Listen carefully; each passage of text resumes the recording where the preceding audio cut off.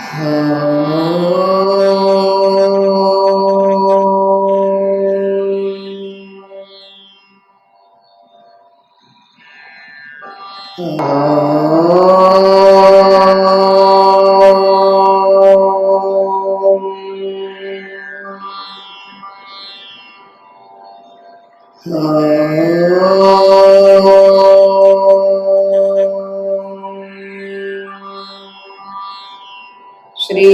गुरुभ्यो नमः।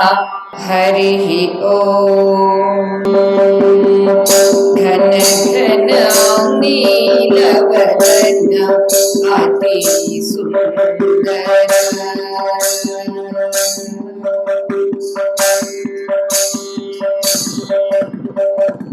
घन घन नीलवदन अति सुंदर, मेघश्यामला माधव मुरहर, मेघश्यामला माधव मुरहर, घन घन नीलवदन अति सुंदर, घन घन नीलवदन अति सुंदर।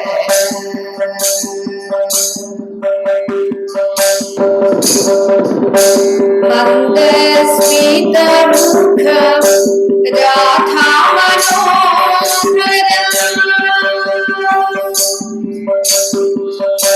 मंदस्मितमुख राधा मनोहर, मंदस्मितमुख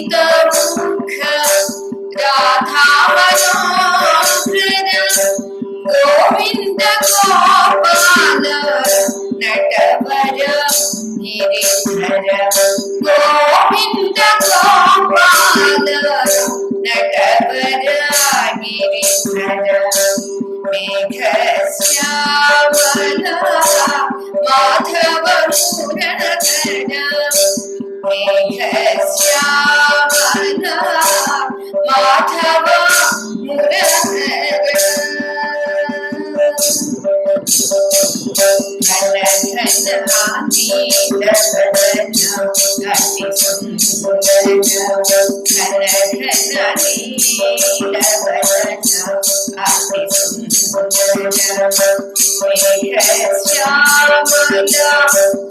माधव मुरहर, मेघश्यामला माधव मुरहर, घन घन नीलवदन अति सुंदर, घन घन नीलवदन अति सुंदर, मंदस्मितमुख राधा मनोहर, राधा मंदस्मितमुख राधा मनोहर,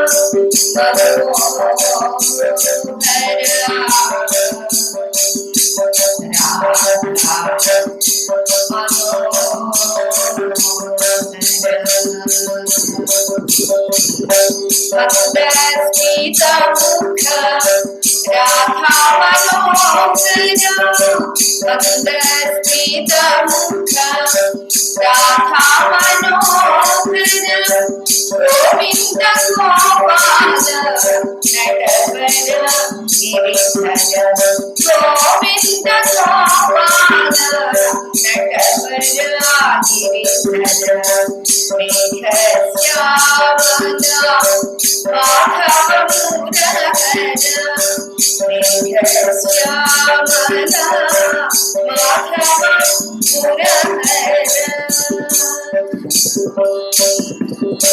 घन घन नीलवदन अति सुंदर। ओम नारायणं नमस्कृत्य नरं चैव नरोत्तमं देवीं सरस्वतीं व्यासं ततो जयमुदीरयेत्। శుకరూప ప్రబోధజ్ఞ సర్వశాస్త్ర విశారద ఏతత్కథా ప్రకాశేన మదజ్ఞానం వినాశయ.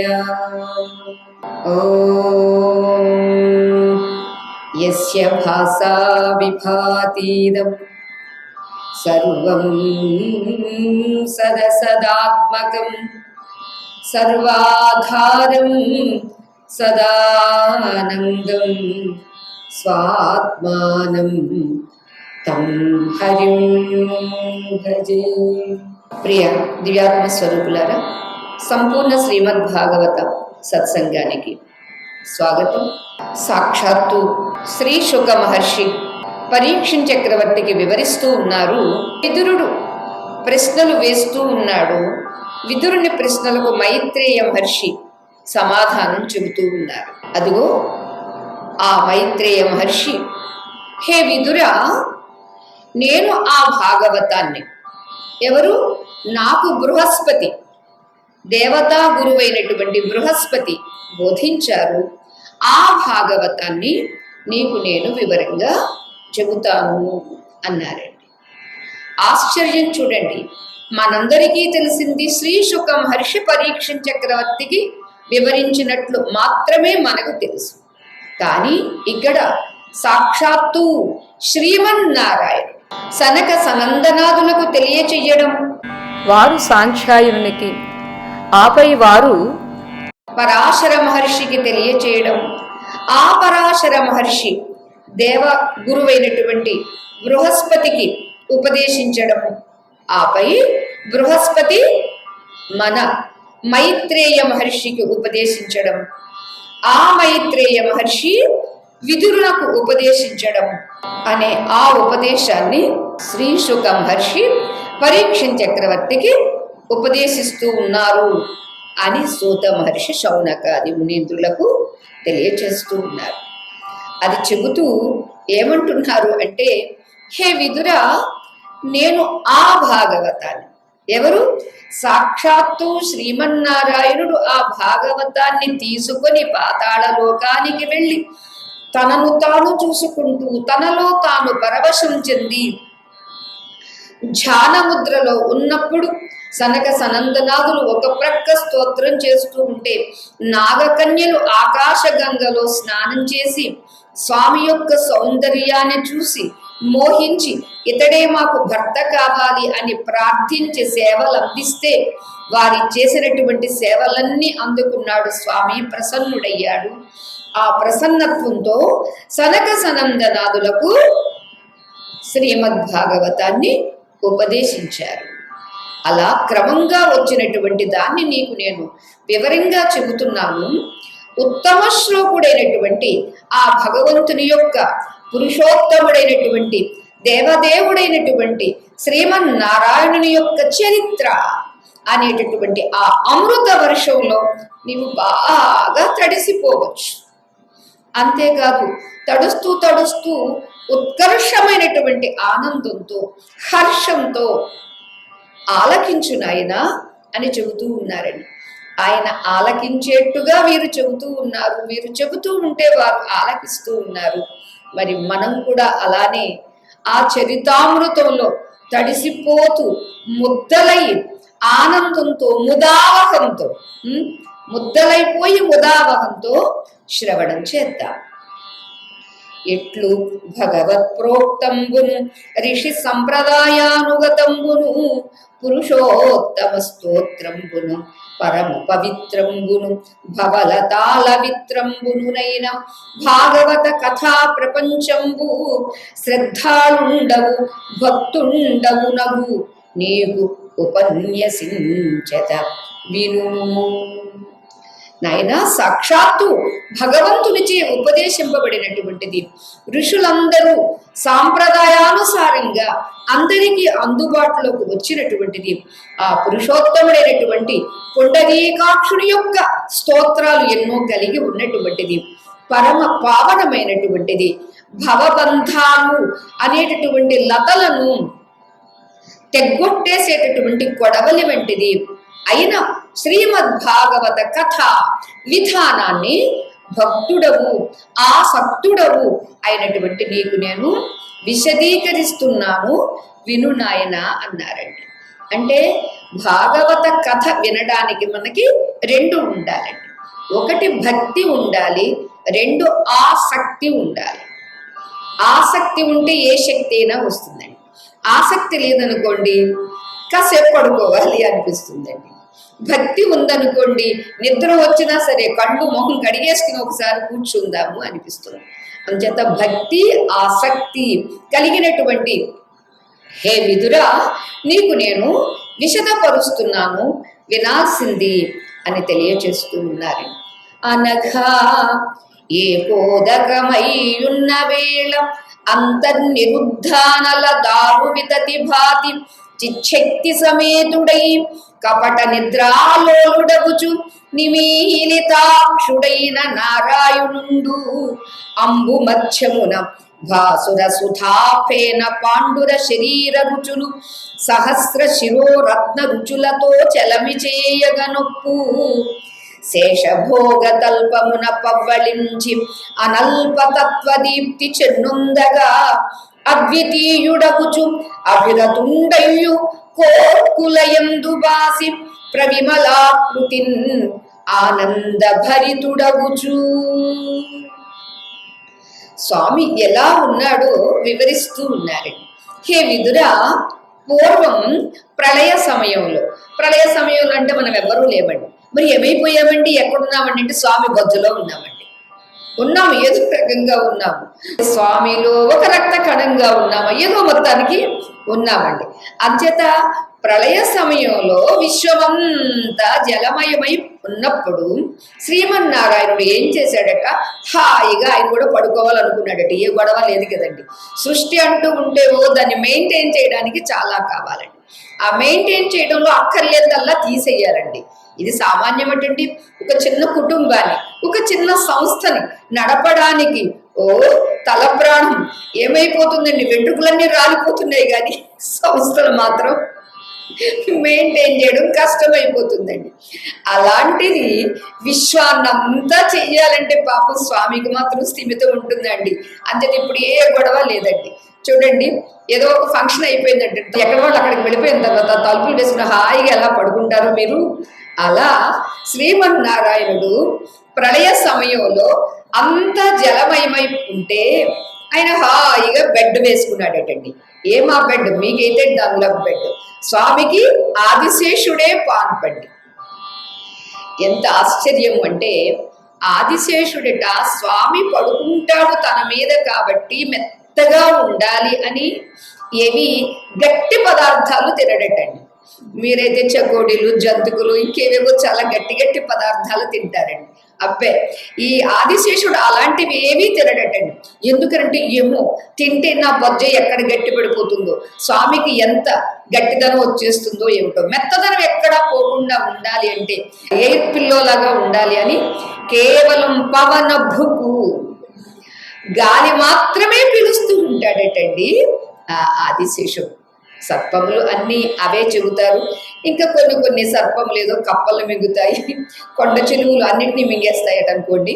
అంచేత ఆదిశేషుడు మాత్రము కేవలం పవనభుకు. అటువంటి ఆ ఆదిశేషుడిని పాన్పుగా చేసుకుని సముద్ర మధ్యంలో హాయిగా పవ్వళించి ఉన్నాడట. ఆ ఆదిశేషుడు స్వచ్ఛమైనటువంటి అమృతపు నురుగుల వంటి తెల్లనైన శరీరం కలిగి ఉన్నాడటండి. ఇది ఎలా ఉంది అంటే తెల్లటి పాన్పు మీద నల్లటి పిల్లాడు పడుకున్నాడు అనుకోండి, ధగధగా మెరిసిపోతాడు కదండి.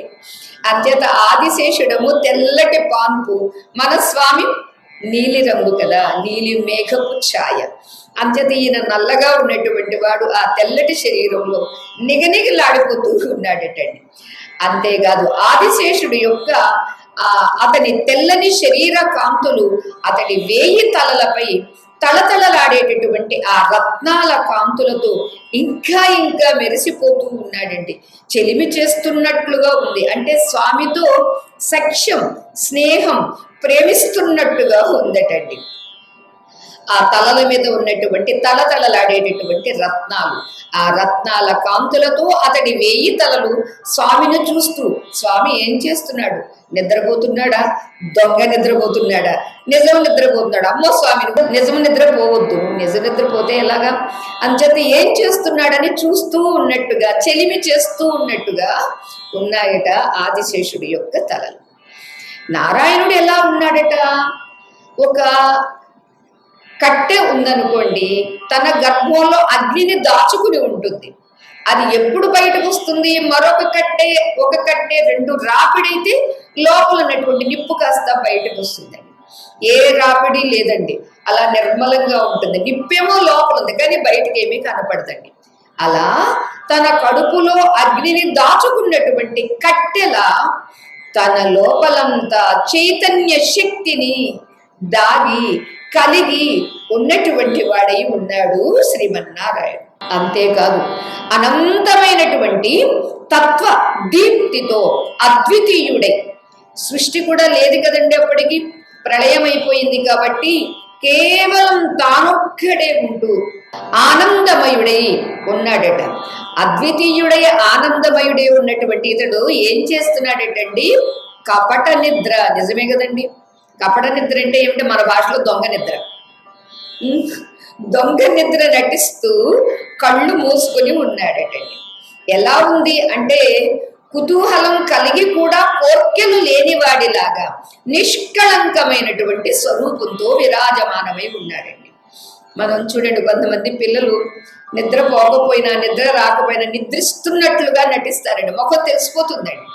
నిద్రిస్తున్నట్టుగా నటించడం తెలియదండి.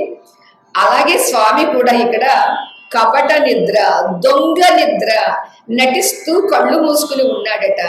సృష్టించగలిగే సామర్థ్యం ఉన్నప్పటికీ, ఏమేమో చెయ్యాలని అనుకున్నప్పటికీ కూడా ఏ కోర్కెలు లేనటువంటి వాడిగా, నిష్కాముడుగా, నిర్మలంగా, నిష్కలంకంగా ఉన్నాడు. తన స్వరూపంతో విరాజమానమై ఉన్నాడు అని తెలియచేస్తూ ఉన్నారు. యోగమాయా విదూరుడై యుగ సహస్రకాల పర్యంతం అఖిల లోకములు మృంగి పేర్చి మరి కాల శక్చుప బృంహితమున సమత సృష్టి క్రియాకలాపముల తగిలి. హే విదురా, అలా యోగమాయకు కూడా దూరంగా ఉంటూ 1000 యుగాల పర్యంతం, యుగాలండి, సహస్రయుగ పర్యంతం, ఒక 1000 యుగాల కాల పర్యంతం సమస్త లోకాలను తన కడుపులోనే దాచుకొని వెలుగొందుతూ ఉన్నటువంటి వాడు. అంతేకాదు, యోగమాయకు కూడా దూరంగానే ఉన్నాడటండి. యోగమాయ దగ్గరుంటే ఊరికే ఉండనిస్తుందండి, ఆవిడ గడిపిడి చేస్తూ ఉంటుందండి. పిల్లలను దగ్గర పెట్టుకుని తల్లు నిద్రపోతున్నారు అనుకోండి, ఏం చేస్తారంటే పిల్లలు కదులుతూనే ఉంటారు, ఏదో కాళ్ళు చేతులు ఆడిస్తూనే ఉంటారు. అంతే పిల్లల దగ్గర లేకుండా ఉన్నప్పుడు తల్లి హాయిగా నిద్రపోతుంది. ఎలానో అలా యోగమాయకు కూడా దూరంగా ఆ సహస్రయుగ పర్యంతము 1000 యుగాల కాలం వరకు సమస్త లోకాలని తన గర్భంలోనే, తన కడుపులోనే దాచుకొని వెలుగొందుతూ ఉన్నటువంటి ఆ భగవంతుడు క్రమంగా ఆ కాలము, ఆ శక్తి ఆసన్నమయ్యేటటువంటి, అభివ్యక్తమయ్యేటటువంటి సమయం వచ్చిందట. వచ్చినప్పుడు ఏమనుకున్నాడు, ఏం చేశాడు అంటే సమత్వాన్ని వహించాడటండి. అంటే సమదృష్టే తప్ప విషమ దృష్టి లేదండి. విషమ దృష్టి అంటే అప్ అండ్ డౌన్. మనం ఒకరిని ప్రేమగా చూస్తాము, ఒకరిని ద్వేషంగా చూస్తాము. ఒక్కొక్కరిని, ఆ వ్యక్తిని ఒక్కొక్కసారి ప్రేమిస్తాం, ఆ వ్యక్తిని ఒక్కొక్కసారి ద్వేషిస్తాం. ఏమిటో ఇదేమిటి అంటే విషమ దృష్టి అంటారండి. సమదృష్టి ఏమిటండి? సమదృష్టే ఇందరికీ సర్వవేద సారము అని అన్నమాచార్య స్వామి వారు అంటారు. అలా భగవంతుడు సమస్వరూపుడు కాబట్టి సమత్వాన్ని వహించి సృష్టి కార్యం నిర్వహించాలి అని ఆసక్తి కలిగిన వాడు అయ్యాడట. అంటే సృష్టి చెయ్యాలనుకున్నాడు. శక్తివంతుడికి అనుకుంటే ఎంతసేపు అండి ఏదైనా చేయగలడండి. ఆ శక్తి ఉన్నటువంటి వాడు అక్కర్లేదనుకుంటే అంతటినీ కూడా మాయము చెయ్యగలడండి. మాయా చేయగలడండి, మాయం మటు మాయం కూడా చేయగలడండి. తన జఠరము లోపల దాచిన లోక నిగాయకముల లోకనికాయముల సృజించుటకును సాధనమగు సూక్ష్మార్థము మనసునగని కాలానుగత రజోగుణమంతన్. అలా తన గర్భంలో దాచుకున్నటువంటి లోకాలన్నింటినీ తిరిగి సృష్టించడానికి ఉపకరణాలైనటువంటి సూక్ష్మ పదార్థాలను మనస్సులో భావించి కాలానుగుణంగా రజోగుణాన్ని సృష్టించాడట.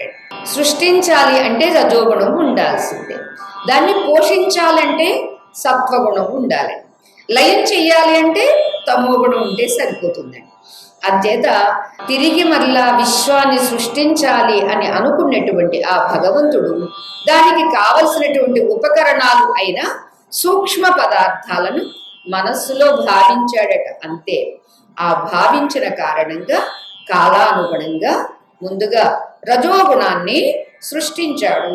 పుట్టించే తద్గుణంబున పరమేశ్వరునాభిదేశమునందు నలిన నాళముదయించే మరియ పయోరుహముకుళంబు కర్మబోధితమైన కాలమందు తన తేజమున ప్రవృద్ధంబైన జలముచే జలజాప్తుగతి ప్రకాశంబునొంద చేసి లోకాశ్రయ స్థితి సర్వగుణ విభాసిత గతి నొప్పు రాజీవమందు నిజ కళాకలితాంశంబు నిలిపి దాని వలన ఆమ్నాయమయుండును వరగునుండును ఆత్మయోనియునైన తోయజ భవుండు సరవి చతురానండు ఆ జననమయీ.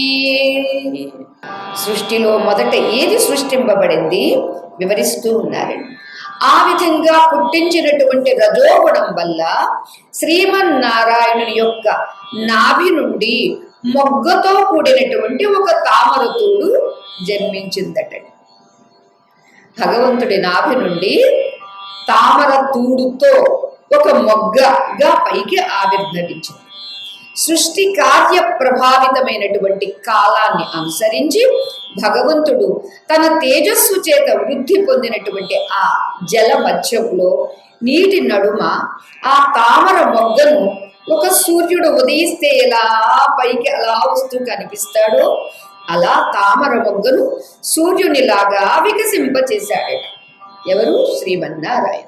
లోకాలన్నింటికీ ఆశ్రయం ఇచ్చేటటువంటి స్థితిని, సకల గుణాలతో ప్రకాశించేటటువంటి ప్రకృతిని కలిగి ఉన్నటువంటి ఆ కమలంలో పరాత్పరుడు తన కళతో కూడినటువంటి అంశాన్ని ప్రసరింపచేశాడు. చూడండి, తన నాభి నుండి ఆ కమలం మొగ్గగా ఉత్పన్నమైతే దాన్ని వికసింపచేస్తే తన అంశతో తన కళగా ప్రసరింపజేస్తే అప్పుడు ఆ మొగ్గ నుండి, ఆ పుష్పము నుండి, మొగ్గ కాస్త వికసించింది కదా, వికసించినటువంటి ఆ పద్మము నుండి మంచి సద్గుణ సంపన్నుడు, స్వయంభువుడు, చతుర్ముఖుడు అయినటువంటి బ్రహ్మదేవుడు ఉద్భవించాడు.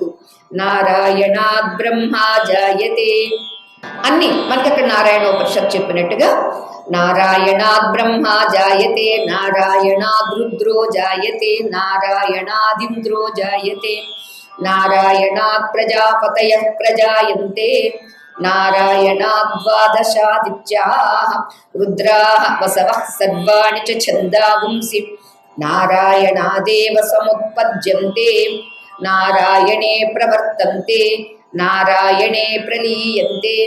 నారాయణుని నుండే వీరందరూ వచ్చారు. నారాయణుని యందే ఇది నిలిచి ఉన్నది, తిరిగి నారాయణుని యందే లయమవుతూ ఉన్నది.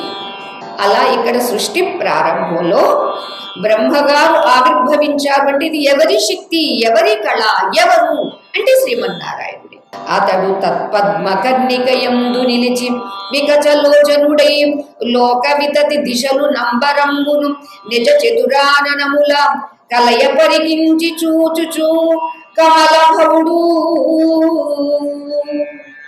ఎప్పుడైతే పద్మంలో నుంచి చతుర్ముఖంగా బ్రహ్మగారు ఆవిర్భవించారో ఆ బ్రహ్మ పద్మం పై భాగాన నిలబడి కళ్ళు బాగా తెరిచి నాలుగు దిక్కులకి చూస్తూ లోకాలన్నింటినీ, ఆకాశాన్ని తన నాలుగు ముఖాలతో పరికించసాగాడట. ఏమిటి, నేనెవరు, ఏం జరిగింది, ఏం చెయ్యాలి అని. మనకు కూడా చూడండి ఒక్కొక్కసారి బాగా మత్తుగా నిద్ర పట్టేస్తుందండి. మత్తుగా నిద్రపట్టి మెలుగు వచ్చిన తర్వాత అసలు ఎక్కడున్నాము, ఏమయ్యింది, అసలు ఆ గత స్మృతిని మర్చిపోతామండి. అంత సౌండ్ స్లిప్ పడుతుందండి. డే టైం కావచ్చు, ఒక్కొక్కసారి నైట్ టైం కూడా కావచ్చు. అలా మహాప్రళయం అయిన తర్వాత బ్రహ్మగారు పుట్టినప్పుడు అసలు తాను ఒక బ్రహ్మను, బ్రహ్మకు మూల బ్రహ్మ శ్రీమన్నారాయణుడు ఉన్నాడు అనేది కూడా పూర్తిగా మర్చిపోయి దశ దిశలా పరిగిస్తూ ఉన్నాడు 4 ముఖములతో. అలఘుయుగాంతకాల పవనాహత చంచల తూర్మిజాల సంకలిత జల ప్రభూతమగు కంజం తద్వన జాత కర్ణికాతలముననున్న తన్ను విషదక్రియ కలిగిన లోకతత్వము అది తెలియంగనోపక మనంబున చాల విచారముందుచున్. అప్పుడు దశ దిశలా పరికిస్తూ ఉండేటువంటి బ్రహ్మగారు అంతులేని ప్రళయకాలం, చుట్టూ ఉన్నటువంటిది మహాజలం, ఓ ప్రచండమైనటువంటి గాలులు వీస్తూ ఉన్నాయట.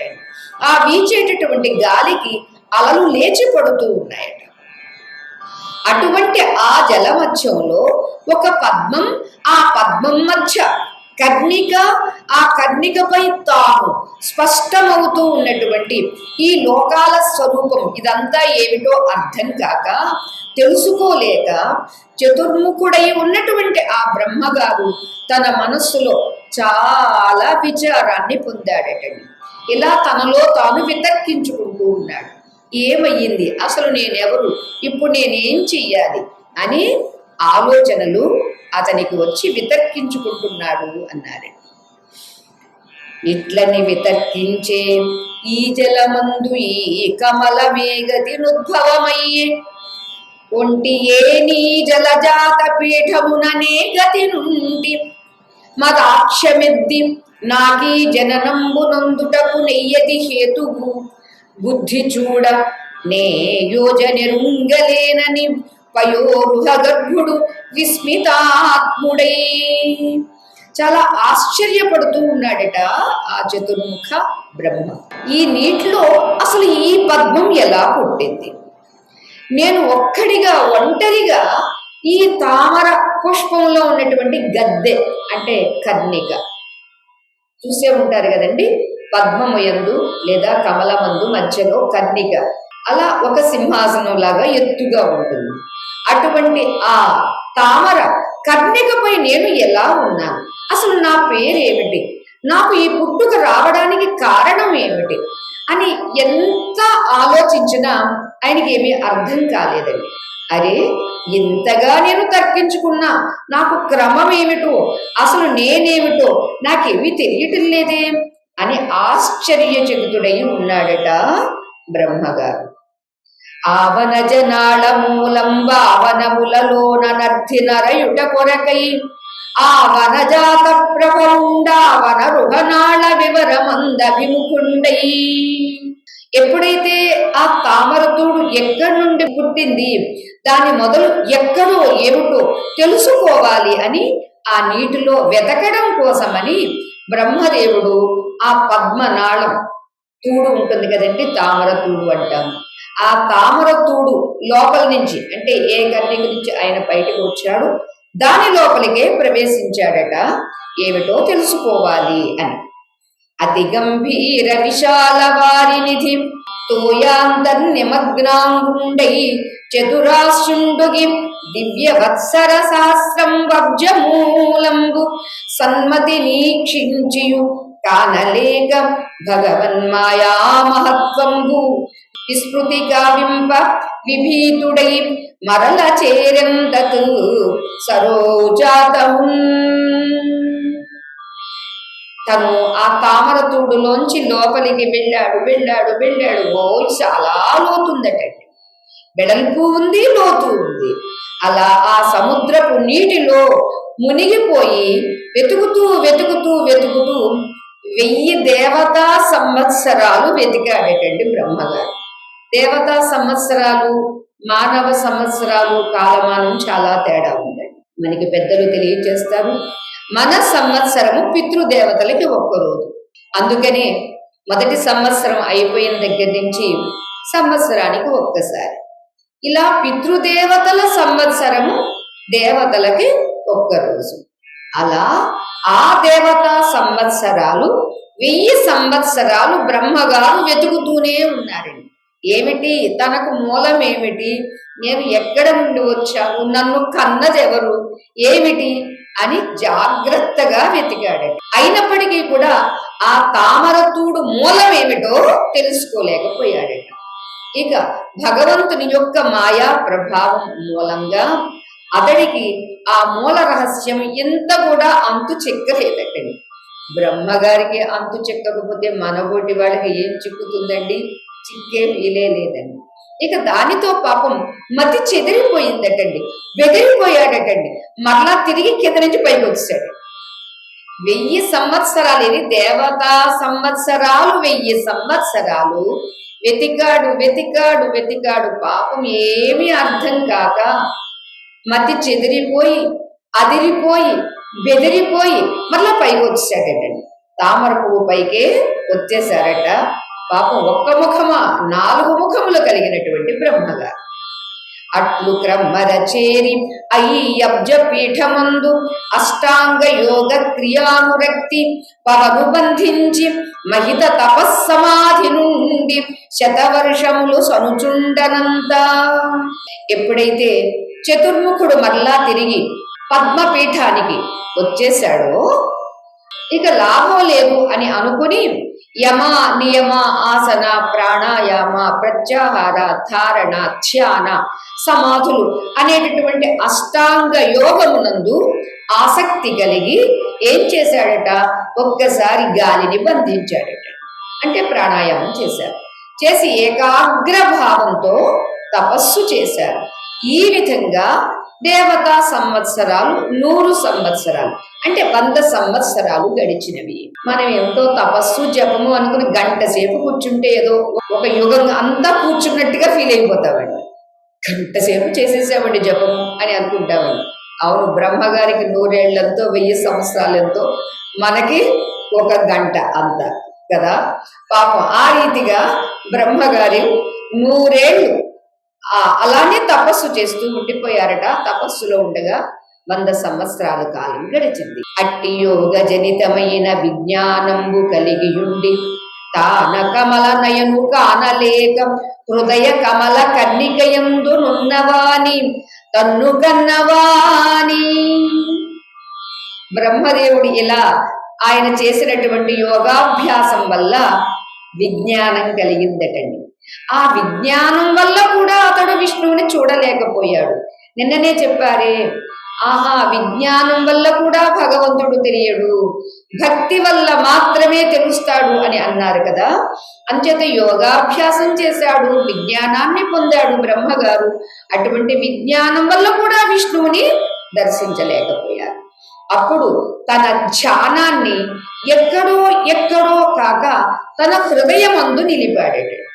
ఏకాగ్రతను తన హృదయమందు ఎప్పుడైతే నిలిపాడో అక్కడ ఆ పరాత్పరుణ్ణి అప్పుడు దర్శించాడటని. తన హృదయంలోనే ఉన్నవాడు, తనను కన్నవాడు ఇక్కడే ఉన్నాడు అని అప్పుడు తెలుసుకున్నాడటండి. బ్రహ్మగారికైనా మనకి కూడా అక్కడే ఉన్నాడా అంటే అందరికీ అక్కడే ఉన్నాడండి.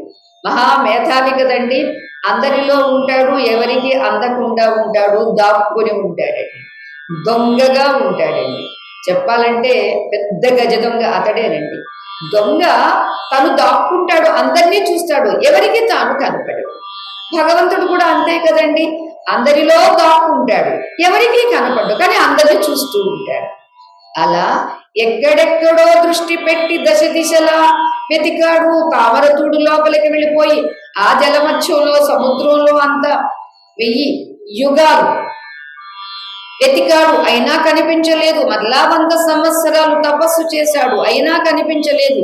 చివరికి తన హృదయమందు దృష్టి నిలిపి ధ్యానం చేస్తే అక్కడ ఉన్నటువంటి వాడు తన పరాత్పరుడు, తనను కన్నవాడు అని తెలుసుకున్నారటండి బ్రహ్మగారు. ఇంకా తెలియచేస్తూ ఉన్నారండి.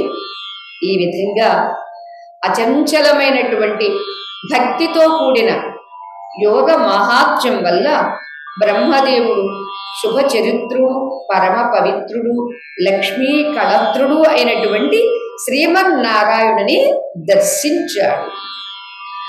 సాక్షాత్తు చతుర్ముఖుడైనటువంటి బ్రహ్మగారు శ్రీమన్నారాయణుని యొక్క నాభి నుండి పద్మం వికసిస్తే, ఆ పద్మం నుండి బ్రహ్మగారు ఉద్భవిస్తే, నేనెవరు, ఏం చెయ్యాలి, నా పేరేమిటి అని తెలియక తాను పాపం ఏ తామరతూడు నుండి ఆయన ఉద్భవించారో అదే తామరతూడుగా ఆ సముద్ర జలాల లోపలికి వెళ్ళారు, పరిశీలించారు, పరికించారు.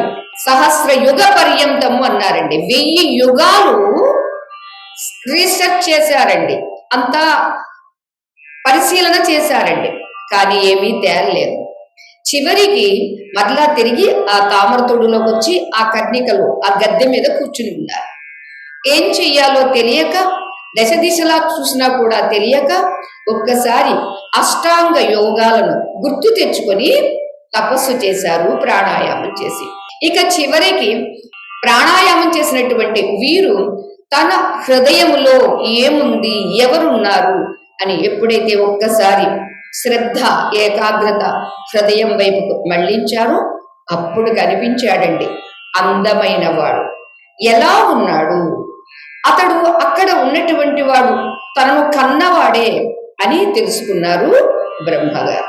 కానీ నిశ్చల భక్తి యోగ మహిమం కంజాత గర్భుండు శోభన చారిత్రు జగత్ పవిత్రు విలసత్ పద్మా కళత్రు సుధాశన ముఖ్య స్తుతి పాత్రు దానవచమూ జైత్రు దళత్ పద్మనేత్రు నవీనోజ్వల నీల మేఘ నిభగాత్రు పక్షిరాట్ పత్రుని.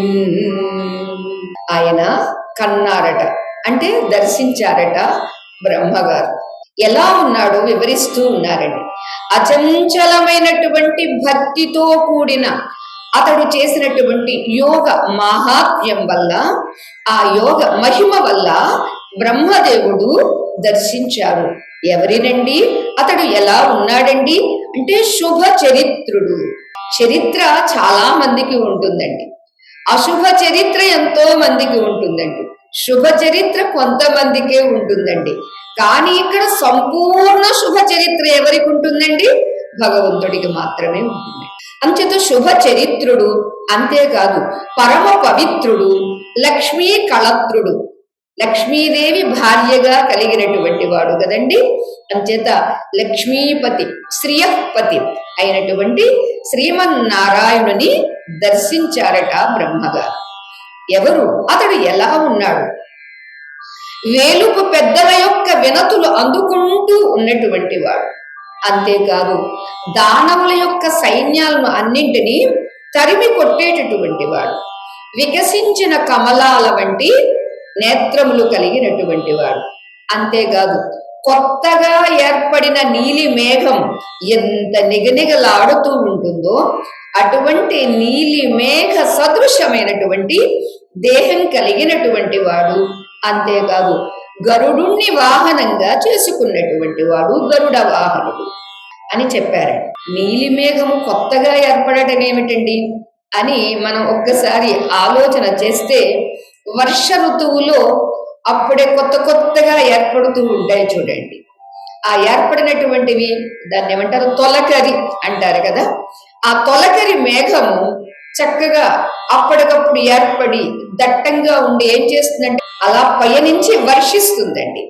అలా నీలి మేఘము, కొత్త నీలి మేఘముల కొత్తదై వెలిగిపోతూ ఉన్నటువంటి స్వామి యొక్క మేని కాంతి అంత అందంగా వెలిగిపోతూ ఉంది. అలాంటి స్వామిని దర్శించారట బ్రహ్మగారు. అంతేకాదు అలఘుఫణాత పత్ర నిచయాగ సమంచిత నూత్న రత్న నిర్మల రుచిచే యుగాంత తిమిరంబు నడంచి అకల్మషోల సజ్జలముల చేసి అందు నవసారస నాడసితైక భోగము కలిగిన శేషతల్పమును గైకునియున్న మహాత్ముని ఒక్కనిన్. ఉన్నది ఆయన ఎప్పుడు ఒక్కడే కదండి. అంచేత ఒక్కడిగా ఉన్న ఆ ఒక్కడిని ఈ ఒక్కడు దర్శించాడండి. ఎవరండి ఈ ఒక్కడు? బ్రహ్మగారు. ఆ ఒక్కడు ఎవరండి? శ్రీమన్నారాయణ. ఎలా ఉన్నాడట ఆ మహానుభావుడు?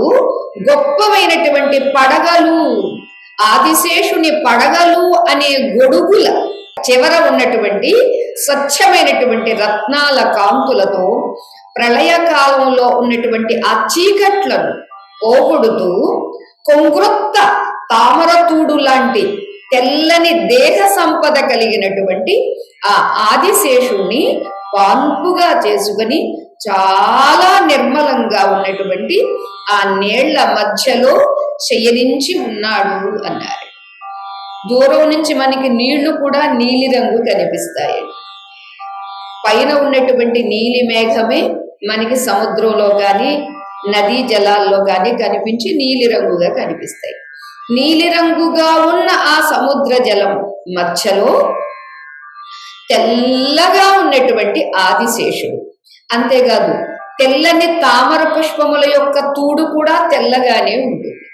అలా కొంగొత్త తామర తూడులాగా తెల్లని దేహ సంపద కలిగినటువంటి ఆదిశేషుడు అనే అతడి పాన్పు మీద మన స్వామి పవళించి ఉన్నాడటండి.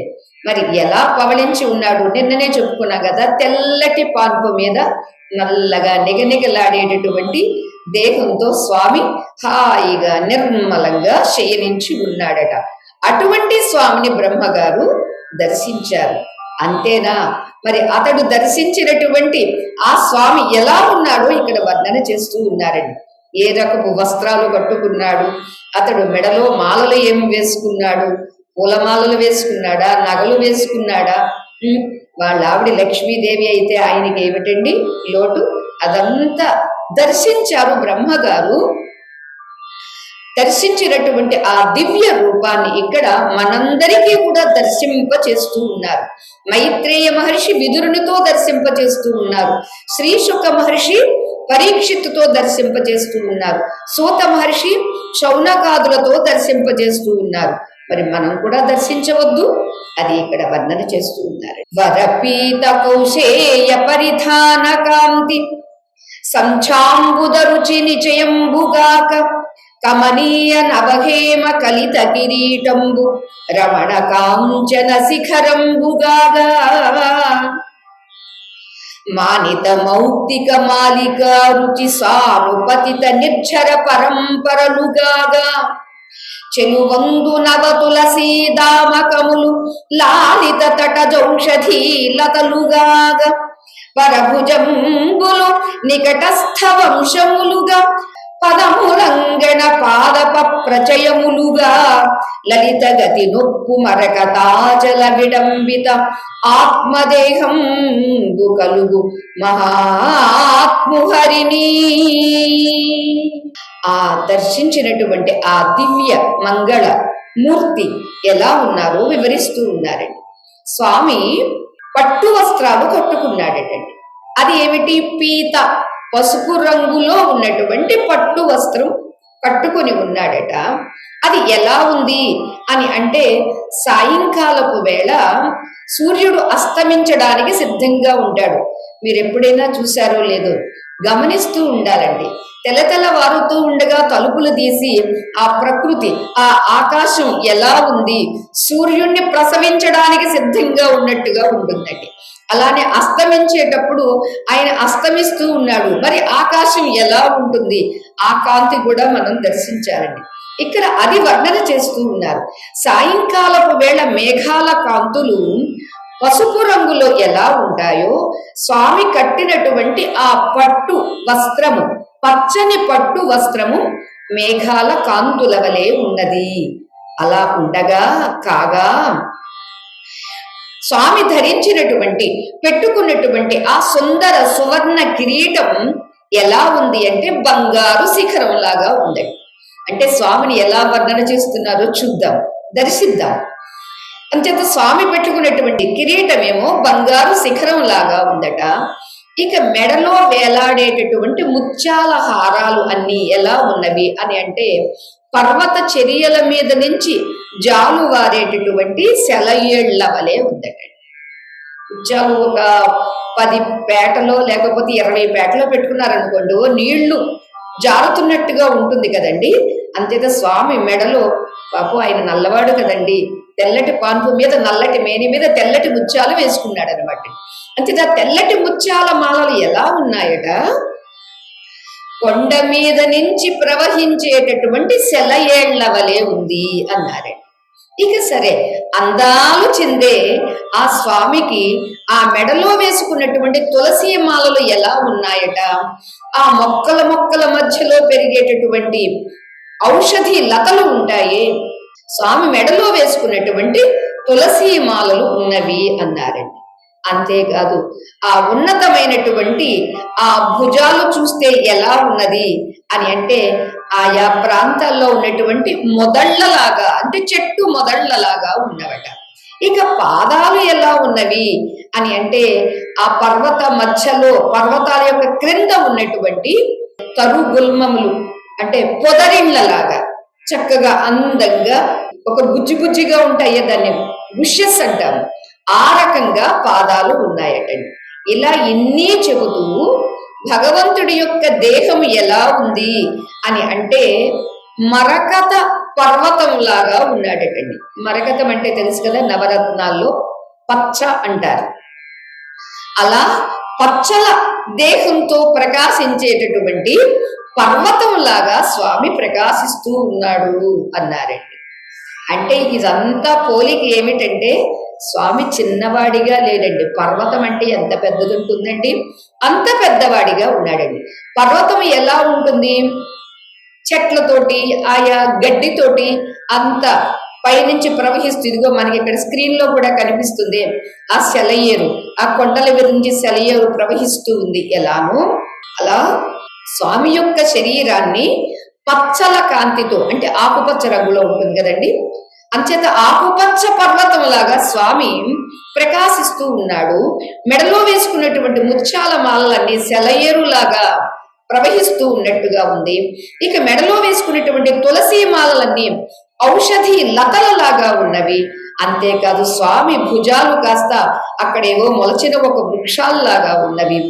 స్వామి యొక్క ఆ పాదాల ముంగిట ఉన్నటువంటి ఆ చెట్లు, చిన్న చిన్న పొదరిట్లు ఎలా ఉన్నవి అంటే, ఆ పాద పద్మాలు పొదల వలె ఉన్నవి.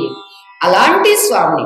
అంతేకాదు, స్వామి కట్టుకున్నటువంటి ఆ పట్టు వస్త్రాలు సాయంత్రం వేళ ఆకాశంలో కనిపించేటటువంటి మేఘాల వలె కనిపిస్తూ ఉంది. అంటే పర్వతం మీద మేఘాలు ఉంటాయండి, పర్వతం మీద నుంచి సెలయేళ్లు ప్రవహిస్తూ ఉంటాయండి, పర్వతానికి శిఖరాలు ఉంటాయండి. స్వామి పెట్టుకున్నటువంటి ఆ సువర్ణ కిరీటము బంగారు శిఖరం లాగా ఉంది. ఇంతకీ కొండ వలె ఉన్నవాడు ఎవరండి? శ్రీమన్నారాయణుడు. అంచేత ఆ కొండ పచ్చల పర్వతం లాగా స్వామి ఉన్నాడు. ఆ పాదాలు పొదరిండ్లు లాగా ఉన్నవి, ఆ భుజాలు చెట్లు మొదళ్లలాగా ఉన్నవి, మెడలో వేసుకున్నటువంటి తులసి మాలలు కాస్త ఔషధ లతలు లాగా ఉన్నవి. అంతేకాదు, మెడలో వేసుకున్నటువంటి ముత్యాల మాలలు సెలయేళ్లు లాగా ఉన్నవి. పెట్టుకున్నటువంటి ఆ బంగారు కిరీటము ఆ పర్వత శిఖరం లాగా ఉంది. కట్టుకున్నటువంటి ఆ పట్టు పీతాంబరములు మేఘాల కాంతుల వలె ఉన్నవి, సాయంకాలపు మేఘాల కాంతుల వలె అన్నారండి. అంత అందమైనటువంటి ఆ భగవంతుణ్ణి దర్శించారు. ఎవరు? బ్రహ్మగారు. అంటే బ్రహ్మగారు హరిని దర్శనం చేసుకున్నారంటే, ఆహా, హరియే బ్రహ్మగారికి ప్రత్యక్షమయ్యారు. మనం దర్శించుకోవాలంటే మనకు తరమా అండి? భగవంతుడు తనంతట తాను కనిపించాలి అనుకున్నాడు అనుకోండి, అప్పుడు మనం కనగలము.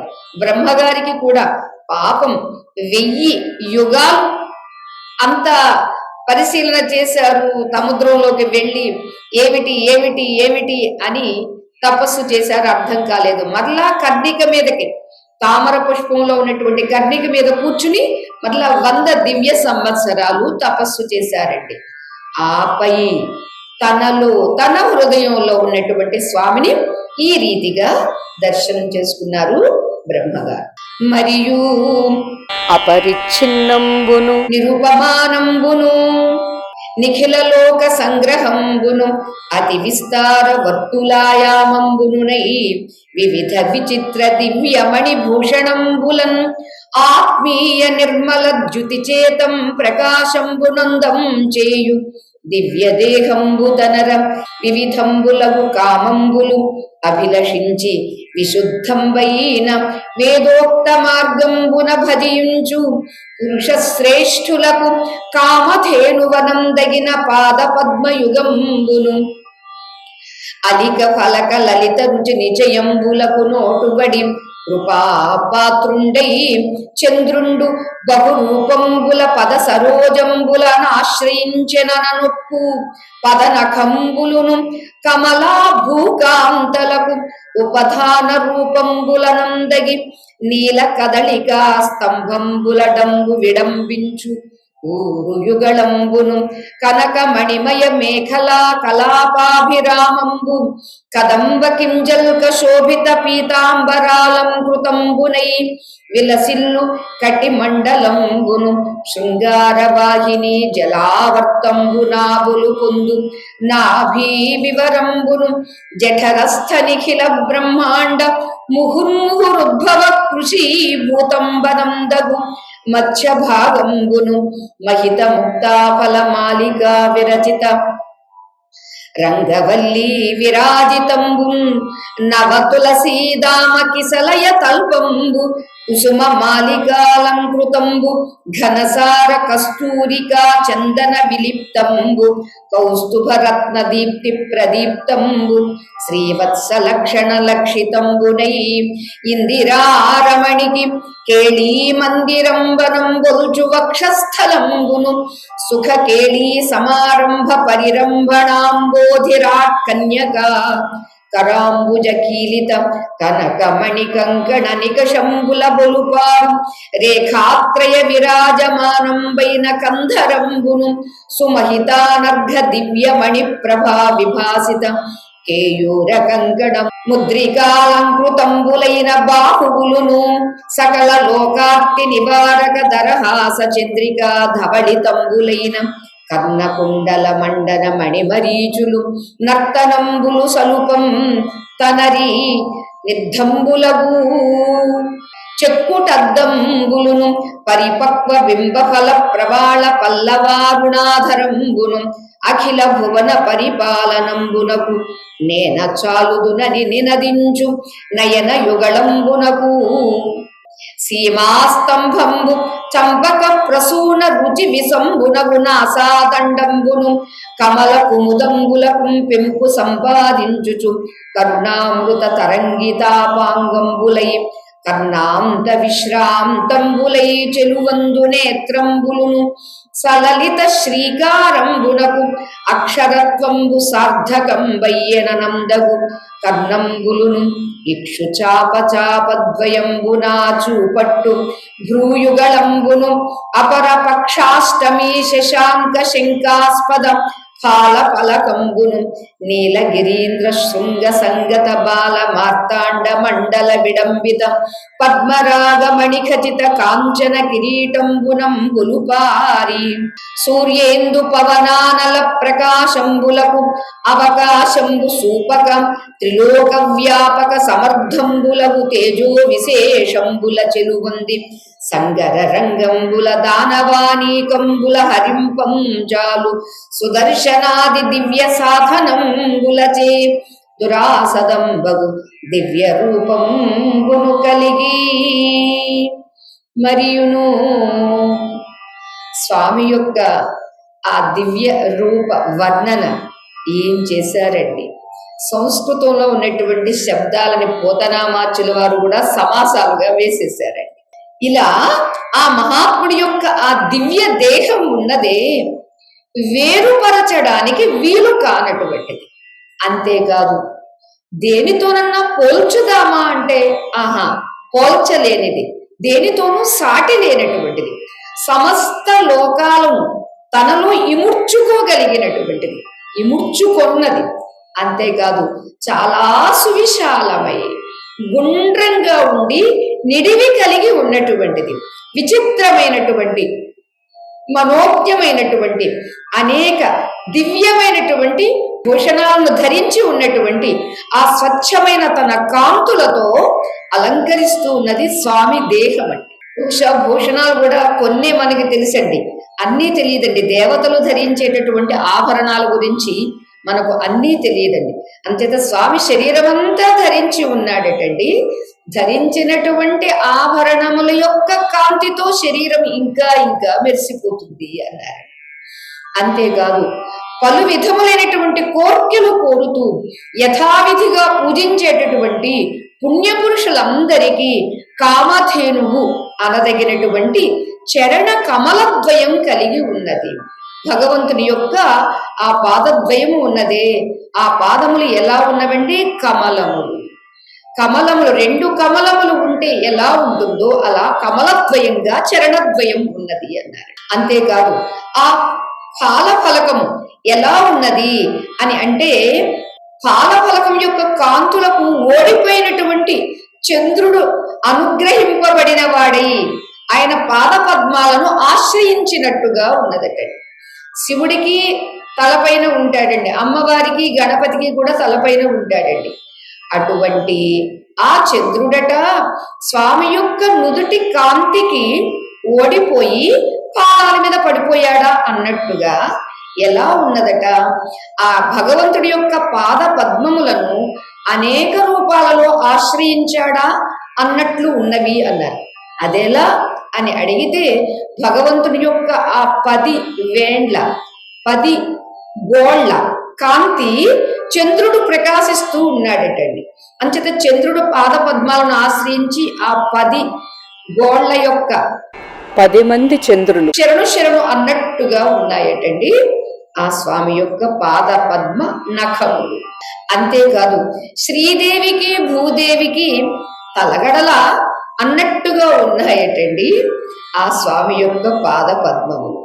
అంతేకాదు నున్నని అరటి స్తంభాల వలె ఒక నీలి రంగుని అతిశయింపచేస్తూ ఉన్నాయట స్వామి యొక్క తొడలు.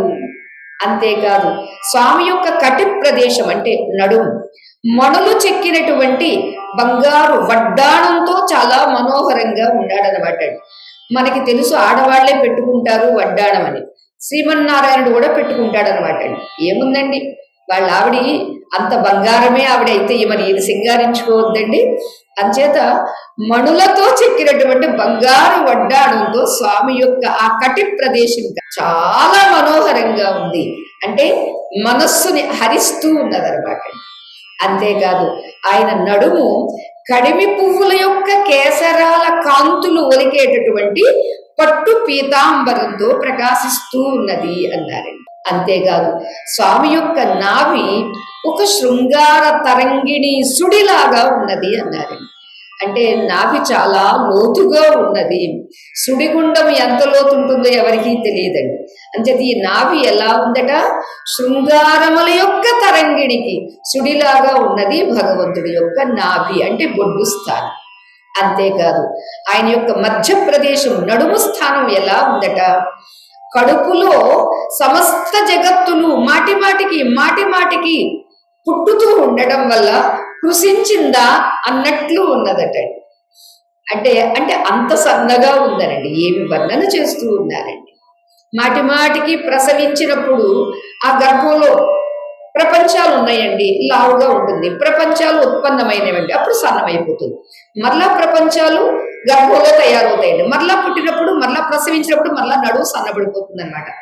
అలా మాటికి పుట్టేటటువంటి జగత్తుల వల్ల పాపం నడుము కృషించిపోయినట్టుంది, చిక్కిపోయినట్టుంది అన్నట్టుగా సన్నగా ఉందటండి. అందుకని సింహమధ్యమ అంటారండి. సింహమునకు ముందుగా చాలా వెడల్పుగా ఉంటుందండి, కానీ నడుము దగ్గరికి వెళ్ళేసరికి సన్నగా ఉంటుంది. అలా స్వామిని వర్ణన చేస్తూ ఉన్నారు. అంతేకాదు భగవంతుడి యొక్క వక్షస్థలం నుంచి ముత్యాలు కూర్చినటువంటి ముగ్గులతో ముచ్చటగా ప్రకాశిస్తూ ఆ కొత్తగా అంటే అప్పటికప్పుడే తులసి దళాలు కోసి మాల కట్టినటువంటి మాల వేస్తే ఎంత సొగసుగా ఉంటాడో అలా కొంగృత్త తులసి మాలలచే చిగురుల పాన్పుతో ఒప్పుతూ ఉన్నటువంటి పూలదండలతో అలంకృతమై ఉన్నాడట స్వామి. అంతేకాదు పచ్చకర్పూరము, కస్తూరి, మంచి గంధం పూతలతో పరిమళిస్తూ సువాసనలను వెదజల్లుతూ కౌస్తుభ రత్నకాంతులతో వెలిగిపోతూ ఉన్నటువంటి ఆ స్వామి యొక్క శరీరం శ్రీవత్సము అనేటటువంటి పుట్టుమచ్చతో ఇంకా శోభాయమానంగా ఉన్నదటండి. అంతేకాదు లక్ష్మీదేవి అంటే శ్రీదేవి, భూదేవి వీళ్ళిద్దరూ విహరించడానికి విలాస మందిరమా అన్నట్లుగా ఉన్నది. లక్ష్మీదేవేమో గుండెల్లో ఉంటుందటండి, భూదేవేమో పాదాల దగ్గర ఉంటుందటండి.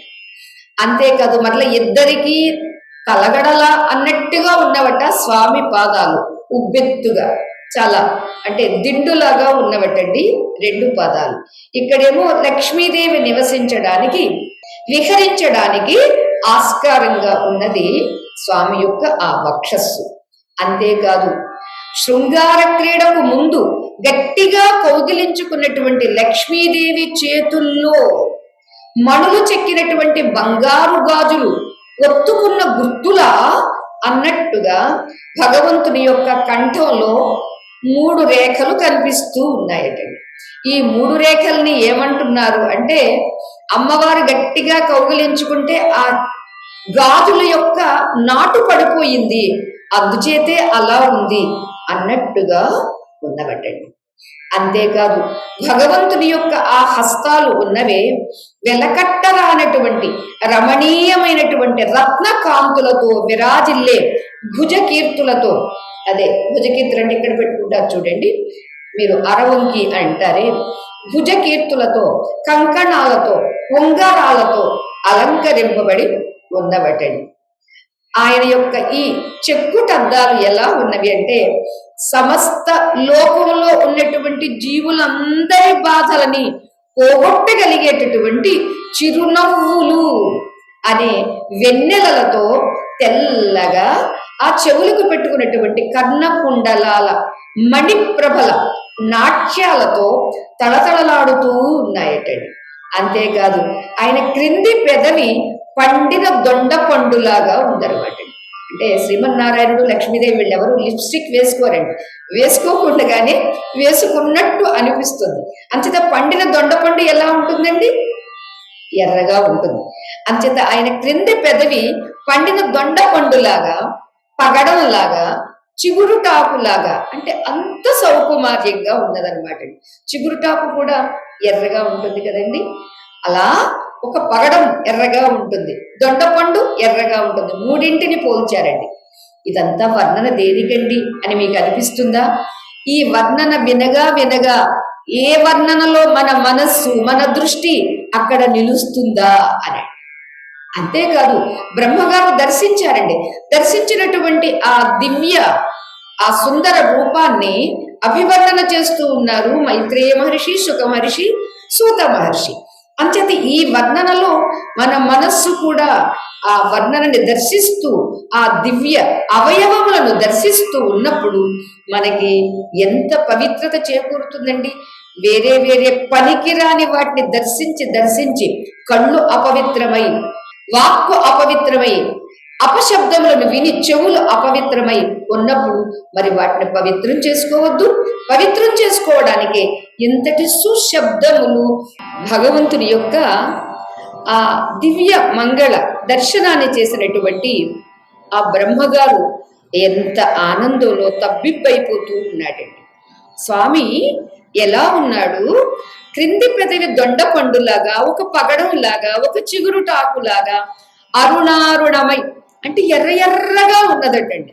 అరుణారుణమై అంటే ఒక్క అరుణం అని చెప్పచ్చు కదండి, అక్కడ తృప్తి లేక దొండపండులా ఎర్రగా ఉన్నది, పగడంలాగా ఎర్రగా ఉన్నది, చిగురుటాకులాగా ఎర్రగా ఉన్నది.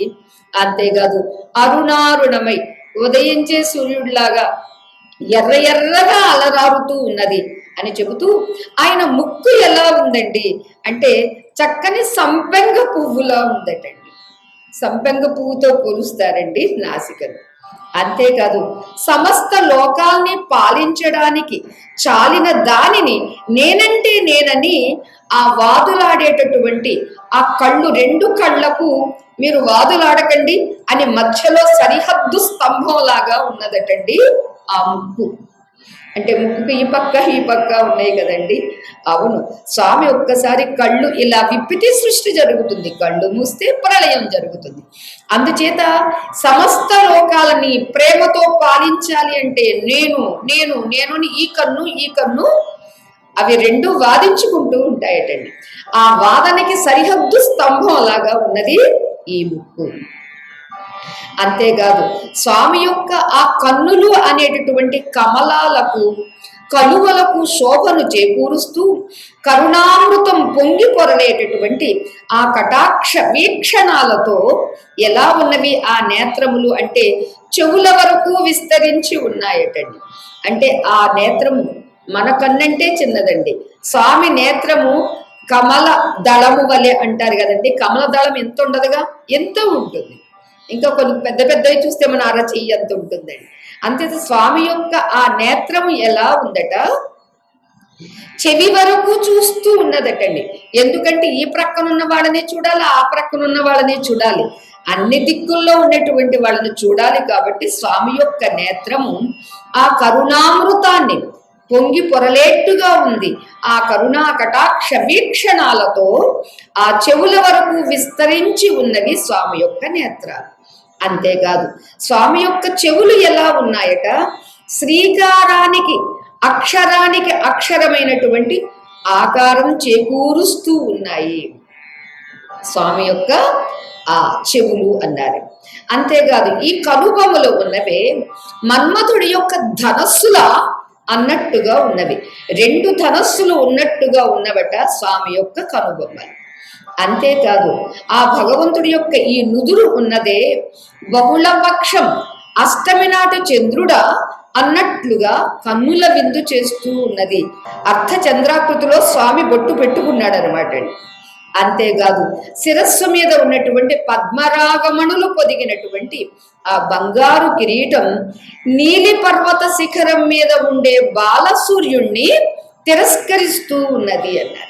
ముందు దానిలో మనకి ఒక మరకత పర్వతం లాగా వర్ణన చేశారు స్వామిని. బంగారు కిరీటం ఆ పర్వతం యొక్క శిఖరంలా ఉన్నది అన్నారు. ఇక్కడ ఏమంటూ ఉన్నారంటే స్వామి తన శిరస్సు మీద పెట్టుకున్నటువంటి పద్మరాగమణులతో పొదిగి ఉన్నటువంటి ఆ బంగారు కిరీటము ఆ నీలి పర్వత శిఖరం మీద ఉండేటటువంటి బాలభానుడు. పర్వతం వెనక నుంచి కదండి మనకి సూర్యుడు ఉదయిస్తూ ఉంటాడు. అలానే తూర్పు పర్వతం మీద నుంచి ఉదయిస్తాడు, పశ్చిమ పర్వతం వెనుకకు అస్తమిస్తూ ఉంటాడు. కానీ ఇక్కడ ఆ శిఖరం మీద ఉండేటటువంటి బాలసూర్యుడా అన్నట్టుగా ఉంది. బాలసూర్యుని కాంతిని కూడా తిరస్కరిస్తూ ఉన్నది ఆ బంగారు కిరీటం. ఇక సూర్యుడు, చంద్రుడు, వాయువు, అగ్ని వీళ్ళకి ఎవ్వరికి అక్కడ తావు లేదటండి. వీళ్ళెవ్వరి యొక్క ప్రకాశము అవసరం లేకుండగానే మూడు లోకాల్లోని వ్యాపించడానికి సమర్థమైనటువంటి తేజో విశేషంతో విరాజిల్లుతూ ఉన్నాడు ఆ దేవదేవుడు. అంతేకాదు రణరంగంలో రాక్షసుల యొక్క ఆ సమూహాన్ని చించి చెండాడేటటువంటి సామర్థ్యం కలిగినటువంటి సుదర్శనము, శంఖము, గద ఇలాంటి దివ్యమైనటువంటి ఆయుధాలను కూడా స్వామి ధరించి ఉన్నాడు. అనన్య సామాన్యమైనటువంటి దివ్యమైనటువంటి రూపంతో దేదీప్యమానంగా ప్రకాశిస్తూ ఉన్నాడు స్వామి అన్నారు. అలా ప్రకాశించేటటువంటి స్వామిని బ్రహ్మగారు దర్శించారండి. ఇంకా వర్ణన చేస్తూ ఉన్నారు. హారకలాప పుష్ప నిచయంబుల చెంచతనర్ఘ రత్న కేయూర కరాంగుళీయక మహోజ్వల బాహు సహస్ర శాఖలొప్పారగ చూడనొప్పి భువనాత్మక లీల నదృష్టమూల విస్ఫారిత భోగి వేష్టిత విభాసిత చందన భూరుహాకృతిన్. ఆ భగవంతుడు, ఆ మహానుభావుడు, ఆ దేవదేవుడు హారములు మొదలైనటువంటి అలంకారములన్నీ పుష్ప సమూహములుగా వెలకట్టరానటువంటి రత్నాలు చెక్కినటువంటి భుజకీర్తులతో ఉంగరాలతో విరాజమానమై ఉన్నటువంటి వేల కొలది బాహువులు శాఖోపశాఖలుగా ప్రకాశిస్తూ భువనమంతటికీ ఆత్మయై మూలమేమిటో తెలియరానిదై ఉన్నటువంటి ఒక పడగ విప్పిన మహాసర్పం చుట్టుకున్న చందన వృక్షంలా ఉన్నాడు అన్నారు. ఏమి వర్ణన చేస్తూ ఉన్నారో చూడండి. ఎలా ఉంది స్వామి యొక్క ఆ శరీరము అని అంటే, ఒక మహాసర్పం, ఇది వేల కొలది శిరస్సులతో ఒక మహాసర్పము చందన వృక్షాన్ని చుట్టుకుంటే ఎలా ఉంటుంది అలా ఉన్నాడట. స్వామి ధరించినటువంటి ఆ రత్న కిరీటాలు, రత్నాలతో ఉన్నటువంటి ఆ భుజకీర్తులు, ఉంగరాలు, కంకణాలు, నడుముకు పెట్టుకున్నటువంటి వడ్డాణం, ఇలా వీటిన్నింటితో స్వామి అంతగా శోభాయమానంగా ఉన్నాడు అన్నారు. విలసత్కుండలి రాజ సఖ్యమున ఉర్వీభృత్ సమాఖ్యం సముజ్వలితోదార శిరో విభూషణ సహస్ర స్వర్ణ కూటంబులన్ సలిలావాసత చారు కౌస్తుభ విరాజద్రత్న గర్భంబునన్ నళినాక్షుండు కనుగుణంగతగే మైనా కావని భృద్గతిన్. పడగ విప్పినటువంటి సర్పరాజుతో కలిసిమెలిసి ఉన్నందువల్ల, భూమిని మోస్తూ ఉండడం వల్ల, శిరో విభూషణాలుగా ప్రకాశించేటటువంటి వేల కొలది కిరీటాల వంటి బంగారు శిఖరాల వల్ల, సముద్ర జల మధ్యంలో నివసించడం వల్ల, మనోహరమైనటువంటి ఆ కౌస్తుభాది మణులు, రత్నాలు కలిగి ఉండడం వల్ల శ్రీ మహావిష్ణువు ఎలా ఉన్నాడట? ఒక మైనాక పర్వతం లాగా చూడదగిన వాడే, చూడముచ్చటగా ఉన్నాడు అన్నారు. అంటే పర్వతంతో పోలుస్తూ ఉన్నారండి స్వామిని. అంటే అంత దృఢంగా ఉన్నాడు, అంత బలంగా ఉన్నాడు, అంత విశాలంగా ఉన్నాడండి. అంచేత మైనాక పర్వతం లాగా ఉన్నాడు శ్రీ మహావిష్ణువు.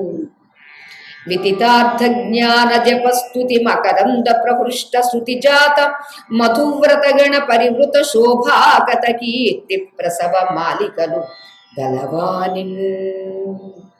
విష్ణువు వైభవోపేతంగా ప్రకాశించేటటువంటి కీర్తి అనేటటువంటి పూలదండలు ధరించి ఉన్నాడటండి స్వామి. అంతేకాదు వాటికి ఆకర్షింపబడి వేద సమూహాలు అనేటటువంటి విశేషమైనటువంటి తుమ్మెదలు చుట్టూ మూగి ఝుమ్ అంటూ ఉన్నాయట. ఏవవి?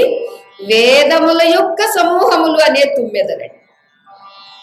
భగవంతుని యొక్క వైభవము అనేటటువంటి కీర్తి, వైభవోపేతంగా ప్రకాశించేటటువంటి కీర్తి అనే పూలదండలు ధరిస్తే, ఆ పూలదండల్లో ఉన్నటువంటి పుష్పములలో ఉన్నటువంటి ఆ అమృతాన్ని ఆఘ్రాణించాలి అని వేద సమూహములు అనేటటువంటి తుమ్మెదలు మూగి నాదం చేస్తూ ఉన్నాయటండి. అవి ఏమైనా సామాన్యమైన తుమ్మెదలా ఏమిటి? కాదు కాదు.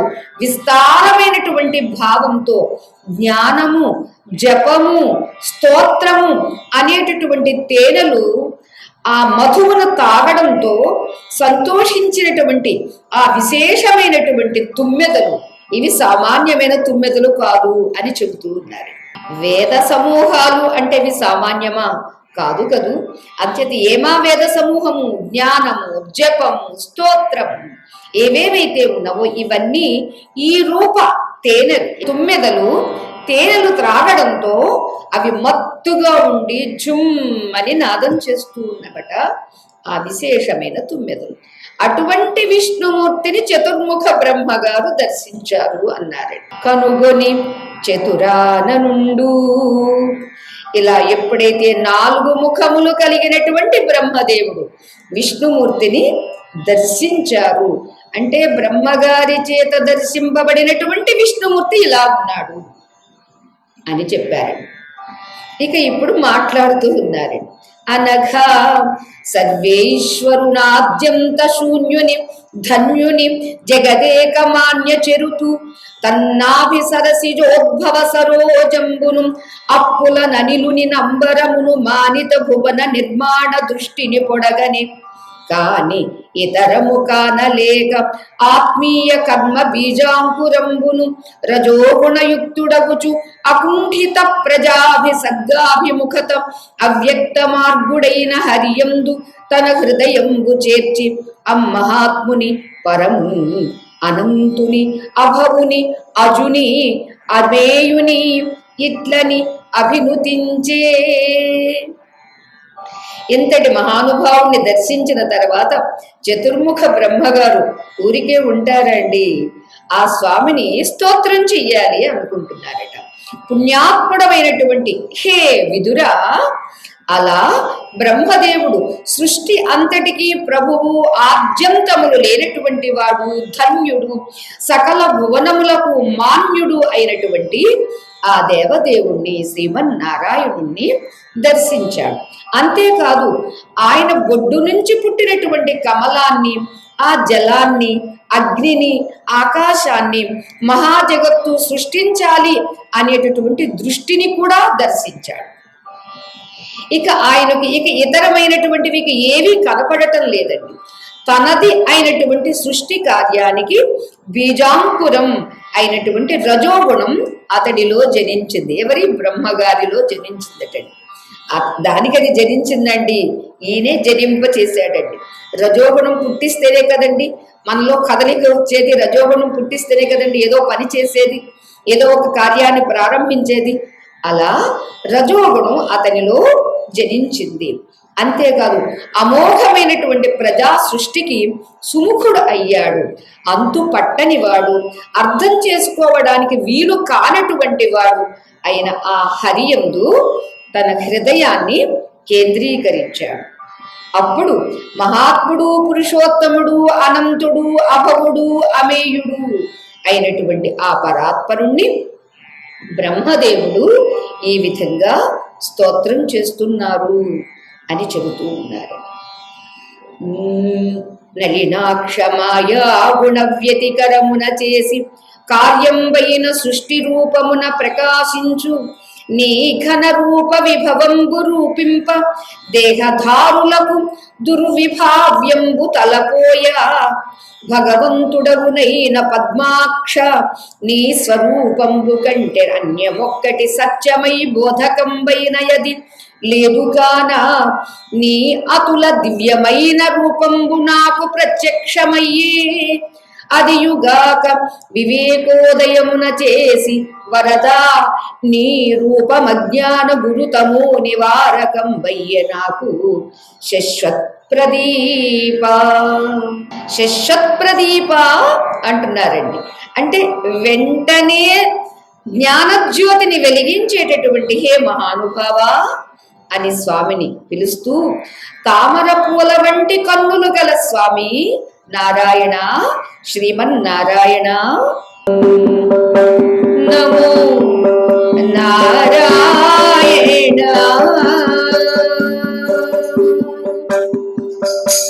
నమో నారాయణ. నా విన్నపమే నీవు సమనుడగాను నీకు సర్వేశ రక్షించవే. నమో నారాయణ.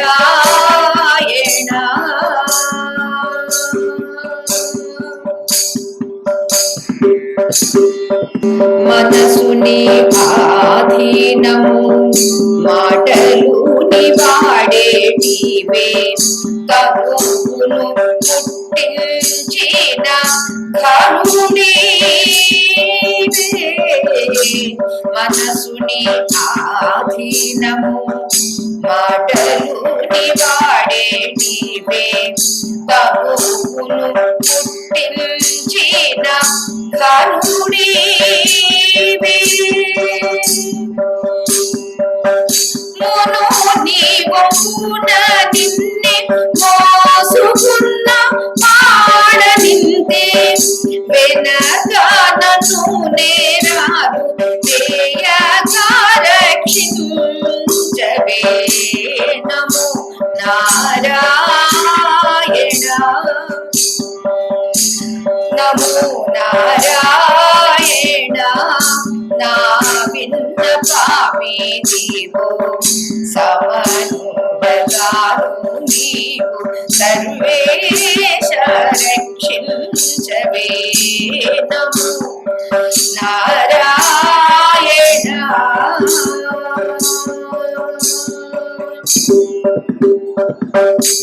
భోగములెల్లా నీవి బుద్ధులు నివిచ్చినవి ఈ గతి నా బతుకు నీకిరవైనది.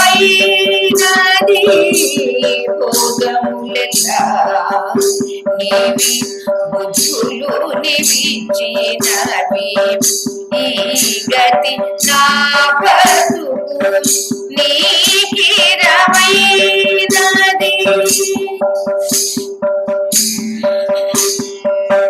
చలమేర నీవు నన్ను చేసిన మానేసి నింతే, చలమేర నీవు నన్ను చూసిన మానేసి నింతే, సొగల నా జ్ఞానము చూడక రక్షించవే నమో నారాయణ.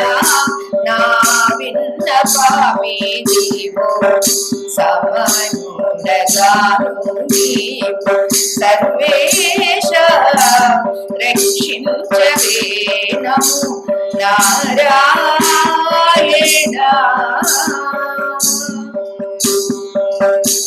వెలి నీవే లో నీవే వేడుకలెల్లా నీవే కలకాలం నీ కరుణే నాకు.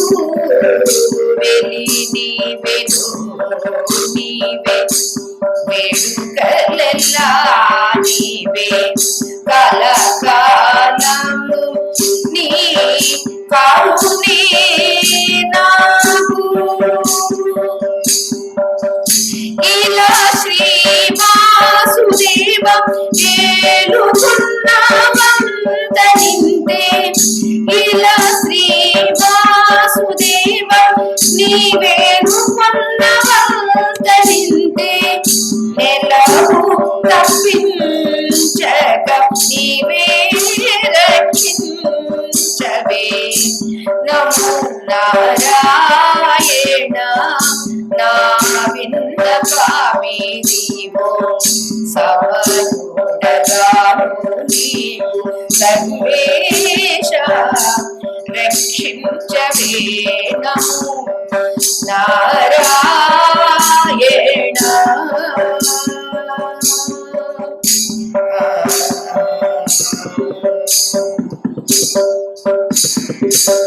ఆ శ్రీమన్నారాయణుని దర్శించి అతన్ని స్తోత్రం చేస్తూ ఉన్నారు బ్రహ్మగారు. హే భగవన్ శ్రీమన్నారాయణ, ఈ సృష్టి మాయాగుణంతో ఆ మాయా సంపర్కం వల్ల మాయగా ఏర్పడింది. అంతే కదండి, మాయా ప్రపంచం అంతా మాయా మాయా మాయ. మా వంటి దేహధారులకు ఈ సృష్టి రూపంలో ప్రకాశించే నీ యొక్క ఆ ఘనమైనటువంటి స్వరూపాన్ని నిరూపించడం ఎవ్వరికీ సాధ్యం కాదు భగవన్. కమలాక్ష, నీ స్వరూపం కంటే మరొకటి సత్యమైనది, తెలియవలసినది, తెలియదగినది ఏదీ లేదు. హే వరద, సాటి లేనటువంటి నీ ఈ మనోహర రూపం నాకు సాక్షాత్కరింపచేశావు. నేను ధన్యుణ్ణయ్యాను. నాలో వివేకం వికసించింది. చూడండి, దర్శన ప్రభావం ఏం చేస్తుందండి అని అంటే, మనం చీకట్లో ఉన్నామండి, ఏమీ కనపడదు. ఒక్కసారి ఎవరో లైట్ వెలిగించారు, కాంతి కనిపించింది, వెంటనే ఎదుట ఉన్నవి కనిపిస్తాయి. అప్పుడు మనం ఏం చెయ్యాలి అనే మనకి జ్ఞానం కలుగుతుందండి. అలానే ఇక్కడ హే వరద, సాటిలేని ఆ నీ మనోహర రూపం నాకు సాక్షాత్కరించింది.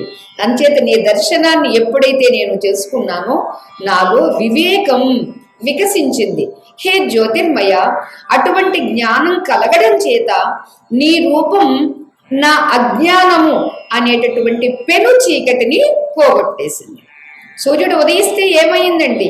అంతవరకు ఉన్నటువంటి ఆ దట్టమైన చీకటి కాస్త ఏమైపోతుందో తెలియదు, అంతరించిపోతుంది.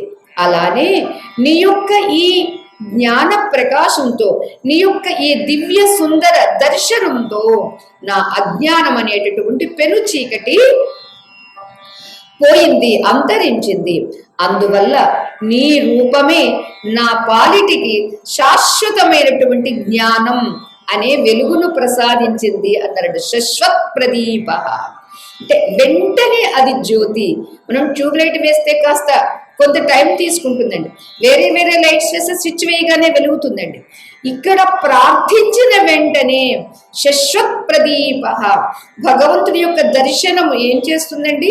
శాశ్వతమైనటువంటి జ్ఞానము అనేటటువంటి వెలుగుని ప్రసాదిస్తుంది అని అంటున్నారండి. ఇంకా ఇంకా కీర్తిస్తూ ఉన్నారు బ్రహ్మగారు ఆ శ్రీమన్నారాయణుని.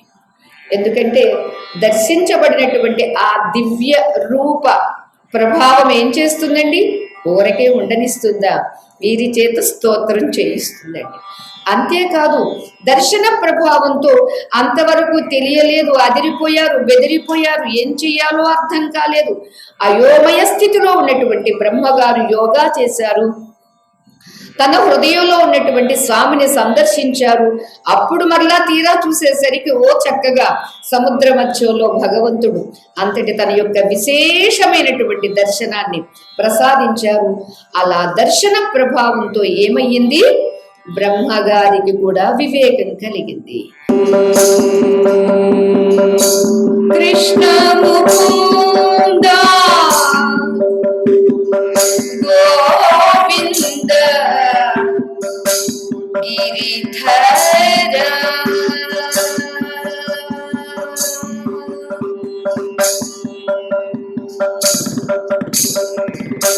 కృష్ణ ముకుంద గోవింద గిరిధర కృష్ణ ముకుంద గోవింద గిరిధర మురళీ మోహన నారాయణ మురళీ మోహన నారాయణ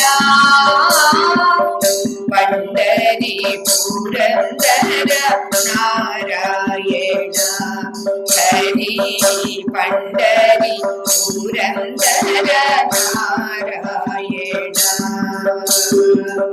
పండరి పురందర నారాయణ హరి పండరి పురందర నారాయణ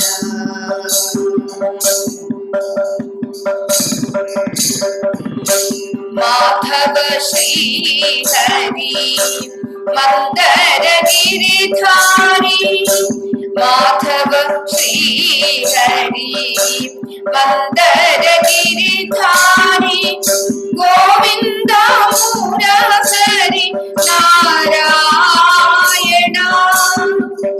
గోవింద మురహరి నారాయణ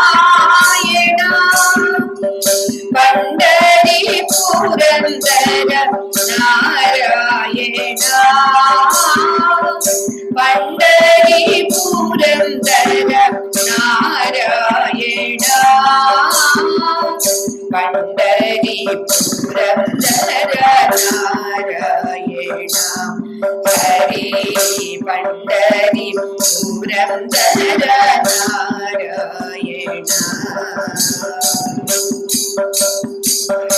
కృష్ణ ముకుంద గోవింద గిరిధర కృష్ణ ముకుంద గోవింద గిరిధర మురళీ మోహన నారాయణ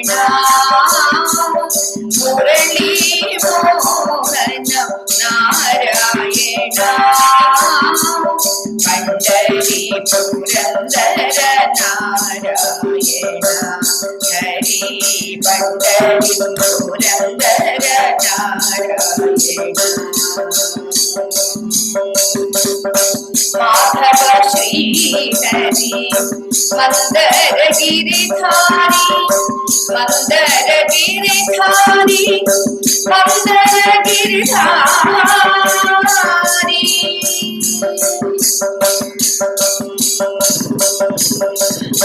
మాధవ శ్రీహరి మందర గిరిధారి మాధవ శ్రీహరి మందర గిరిధారి గోవింద మురహరి నారాయణ గోవింద మురహరి నారాయణ పండరి పురందర నారాయణ పండరి పురందర నారాయణ పండరి పురందర నారాయణ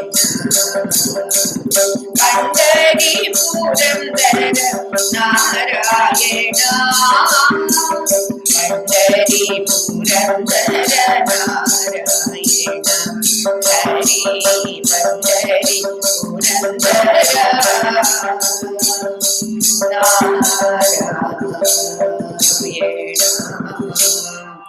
కృష్ణ ముకుంద గోవింద గిరిధర. స్వామిని ఏం ప్రశ్నిస్తాడు, స్వామి ఏం ప్రసాదిస్తాడు, అది మనం రేపు చెప్పుకుందాం. ఓం మంగళం యాదవేంద్రాయ మహనీయ గుణాత్మనే చక్రవర్తి తనూజాయ సార్వభౌమాయ మంగళం. వేద వేదాంత వేద్యాయ మేఘశ్యామలమూర్తయే పుంసాం మోహన రూపాయ పుణ్యశ్లోకాయ మంగళం. లోకాః సమస్తాః సుఖినో భవంతు సర్వే జనాః సుఖినో భవంతు సమస్త సన్మంగళాని సంతు. హరి ఓం తత్సతు. శ్రీ గురుభ్యో నమః. హరి ఓం. జయ రామ.